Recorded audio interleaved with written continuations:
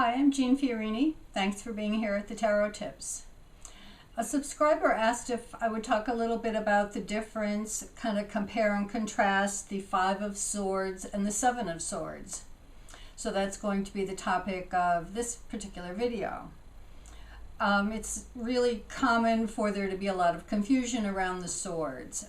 It tends to be the suit that people dislike the most. I think partly because there's so many pitfalls along the suit, but also because it's complicated. Swords has to do, I like to say in class, swords has to do with everything above the neck. It has to do with how you communicate.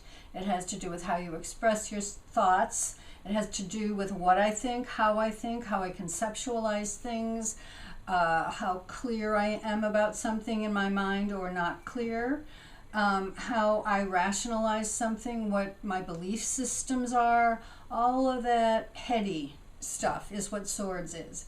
And you know, the mind can be complicated. It can play tricks on us. It's very hard sometimes to find clarity in the mind. That's why that Ace of Swords is such a beautiful card to me, because it's like it cuts through all that and it gets to the bottom line and says, this is what's true, this is what's real.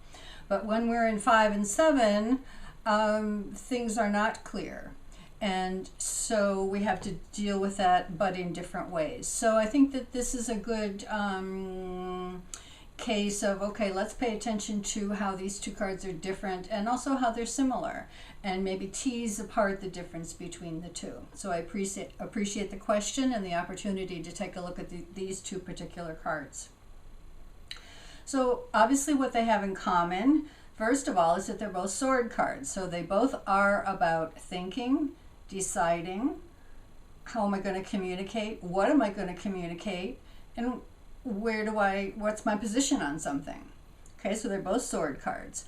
In each card, the person, the main character, I'm going to assume, I'm going to be talking about these in terms of Rider-Waite, partly because many of the modern decks are derived from Rider-Waite, but it also is sort of the template for later decks to come. So if this doesn't suit your particular deck, I do apologize. Let's work with kind of the prototype of tarot decks in this particular example.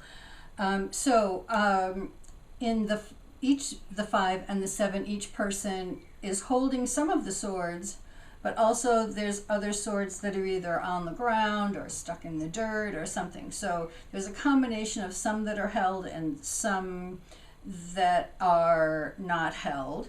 So this implies some sort of ambivalence or ambiguity or unfinished business, let's say. And in the Rider-Waite-Smith version, in both cards, both people sort of have a sideways glance, either looking back toward people or looking back toward the landscape or whatever it is. So this is also an indication that there's something indirect going on, that there's something a little sideways going on in both of these cards. So you know, they are very similar in those regards, and you can probably come up with other things that you might see in those cards that also, how are they similar, how are they different, but how are they similar, which is part of the problem here. How are they different? It's a little bit of mincing words, but let's start by saying that the 5 of Swords is actively defensive. And the actively defensive 5 of Swords. And the 7 of Swords is actively avoiding. 7 of Swords, actively avoiding. And the first clue about this actively avoiding is that if you were to lay out Ace through 10 in your sword suit in Rider-Waite-Smith, you would see that that 7 of Swords is the only one with a bright yellow background. Bright yellow backgrounds indicate intention, conscious intention. I'm aware of something. So the person in the 7 of Swords does what she does on purpose. You know, I am actively avoiding using my swords. I am intentionally not communicating. I'm intentionally not going to be direct with you. Now let's just say that in terms of Seven of Swords, I think of Seven of Swords really as more complicated than the Five of Swords, because the Seven of Swords has a wide grayscale of, and you may have seen this in another video, but I'll reiterate it here, that Seven of Swords can vary from being tactful, and let's call it the benign aspect of the Seven of Swords. I'm going to not tell you how much I hate your new hairdo, or, you know, I really don't like your new boyfriend, but I'm not going to say so. You know, that would be a Seven of Swords thing. It's like, I have a thought about that, but I'm going to kind of keep it to myself. So, you know, there is almost a kindness sometimes in Seven of Swords. And the other thing about Seven of Swords can be, I'm not going to bother myself with that right now. I'm not going to take on that argument. I'm going to stay out of that conflict at work. I'm going to turn away from that little bit of chaos and sort of sneak away with my thoughts and my truth. So, you know, putting something on the back burner could be a Seven of Swords thing. Staying out of a conflict, avoidance, you know, intentionally avoiding, actively avoiding something isn't always a bad thing. You know, we see this a lot when people kind of know that their job is going to be phasing out of their life, or maybe that their relationship is ending, but they're really not ready to do anything about it yet. That's a Seven of Swords thing. It's like, I'm gonna not, I know that, but I'm really not gonna deal with that right now. And then we kind of move along the grayscale into, you know, the things that you might read in your tarot manuals about what does Seven of Swords mean. I'm being outright deceitful. I'm not telling you the whole truth. I'm going to only tell you part of what I want you to hear. Half truths. You know, half truths are half lies.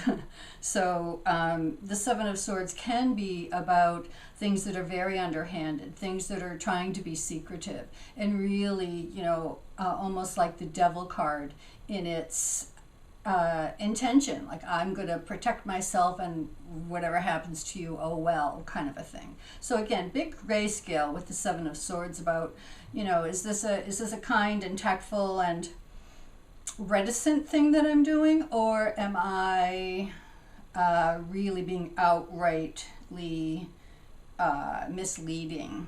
Okay, to me, the Five of Swords doesn't have that ambivalence, doesn't have that, can mean so many different things. Essentially, to me, Five of Swords is the boundary card.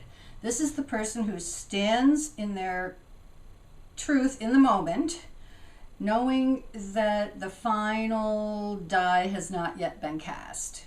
Okay, so the Five of Swords says, here's my little protected space, kind of back off. We see this card a lot with people who are struggling in relationships where they need to carve out a piece for themselves. You know, boundaries, very tricky business for many, many people. Five of Swords is a card that most times I like it when it comes up, because it says that somebody has enough mental clarity to say, enough. For right now, here's where I stand with something. So that idea about being actively defensive. This isn't about being passive aggressive, really. It's more about saying, this is my position. Here's where I stand in it. You can almost see in the Rider-Waite-Smith version of this card that he's drawn a line in the sand, and the other people have retreated. Like, okay, well, maybe we'll live to fight another day, or we're going to have this conversation again someday. But for right now, here's my little place of peace. Leave me alone in it. So to me, the Five of Swords is a fairly simple card, where the Seven of Swords is a little bit more sticky, a little bit more complicated. And even if, as I'm going like this, I'm looking at the Seven of Swords, and, you know, the thing is said about how that person is holding those swords by the points, and you can only do that for so long, and then your fingers are going to start to bleed. So, you know, the idea is, I can't do that delay, that retreat, that subversive activity for too long without not only hurting maybe you, but also hurting myself. So the Seven of Swords comes with a little cautionary note about, you know, temporarily that's going to be okay, but in both cards, we're not at 10 yet. We're not at conclusion. We're not at final. What's the final word here? Which is again part of the how they are similar. See if you can remember Five of Swords as a boundary card, being actively defensive of one's position and one's awareness of where we need to be with a certain situation. Whereas, it might be about making a decision about something. It's like saying, well, not right now, or don't tell me what to do, or I know I used to do this for you, but I'm not going to do that for you anymore. See how those are not heartstrings. Those are decisive thoughts, each one of those. So remembering that both of these cards deal with the element that puts us into where is our truth? What are we going to communicate about that? Where do we stand with what we know? And when will we know when we've reached our bottom line? And in both of these, we haven't really reached the bottom line yet. So I hope that's helpful. I appreciate you tuning in. See you next time.